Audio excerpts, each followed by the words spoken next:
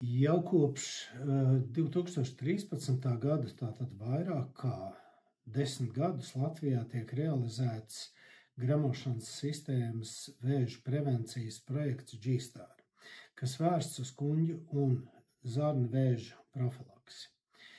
Jāatzīmē, ka šis ir pirmais tāda veida projekts Eiropā, kas tagad tiek turpināts arī citos projektos, un šo te projektu realizē Latvijas Universitāte ar galveno sadarbības partneru Starptautisko vēža pētniecības aģentūru, kā arī Latvijas partneriem, gastrocentru, reģionālām medicīnas iestādēm.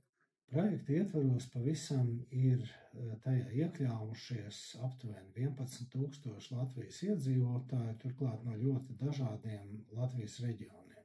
Ar šo es gribētu pateikt paldies katram, kurš izdarīja savu izvēli piedalīties projektā. Mēs sagaidām, ka projektā būs vērtīgi dati, kas būs nozīmīgi īpaši kuņģa vēža prevencijas vadlīniju izstrādē ne tikai Latvijā, bet arī Eiropas Savienībā. Un vienlaikus es varu aicināt arī visus Latvijas iedzīvotājus izmantot tās iespējas, ko šobrīd valsts sniedz apmaksātu vēža skrīninga programmu ietvarā.